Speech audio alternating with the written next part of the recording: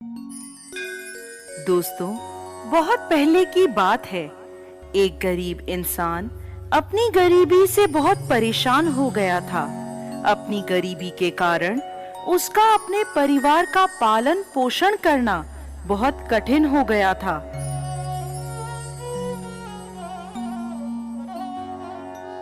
एक पत्नी और 2 पुत्रों के भरण पोषण के बोझ ने उसके मन में उथल-पुथल मचा दी थी।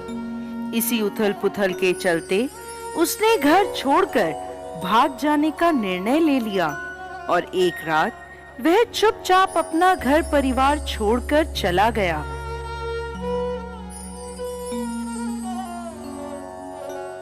वो रात में बिना किसी मंजिल को निर्धारित किए चला जा रहा था। जब वह एक नदी के किनारे पहुंचा तो उसने देखा वहां भगवान बुद्ध अपने शिष्यों के साथ डेरा डाले हुए हैं। ये देख उसने निर्णय लिया कि वो सन्यासी हो जाएगा और भगवान बुद्ध का शिष्य बनकर उनके साथ ही विचरण करेगा। ये निर्णय लेकर वो भगवान बुद्ध के डेरे में जाकर उनके चरणों में गिर गया और उनसे विनती करने लगा कि वो उसे अपना शिष्य बनाकर अपने साथ ही रख ले। भगवान बुद्ध ने उस गरीब इंसान पर कृपा करके उसे अपना शिष्य बना लिया। उसके बाद जब भगवान बुद्ध का काफिला आगे बढ़ा तो वो भी उनके साथ ही चल पड़ा। गर्मी का महीना था। भगवान बुद्ध का काफिला चलता चला जा रहा था। जब वो एक जंगल में पहुंचे तो सभी लोग पेड़ के नीचे विश्राम करने के लिए रुक गए। गर्मी के कारण भगवान बुद्ध को काफी जोरों की प्यास लगी थी। उन्होंने अपने नए शिष्य से कहा, यहाँ पास में सरोवर है, तुम जाकर वहाँ से पानी ले आओ। भगवान बुद्ध का आदेश सुनकर वो सरोवर से पानी लेने चल पड़ा।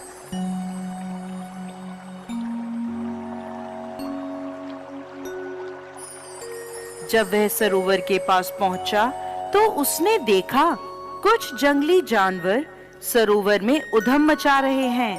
परंतु जब वो सरोवर के पास पहुंचा तो सभी जानवर डरकर भाग गए। उस शिष्य ने सरोवर के पास जाकर देखा कि सरोवर का पानी जानवरों के उधम मचाने के कारण काफी गंदा हो गया था। सरोवर का कीचड़ और सड़े गले पत्ते बाहर उभरकर आ गए थे।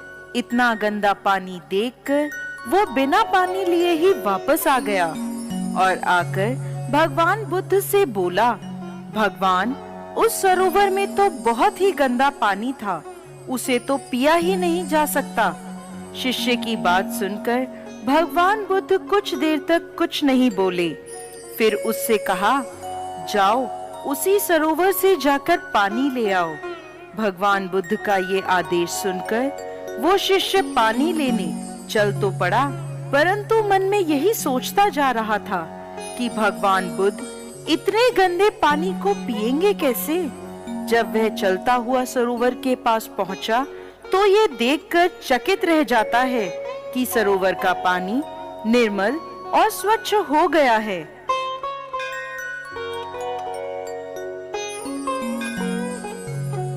वह पानी लेकर भगवान बुद्ध के पास आता है और उनसे ये प्रश्न करता है कि थोड़ी ही देर में सरोवर का पानी इतना साफ कैसे हो गया।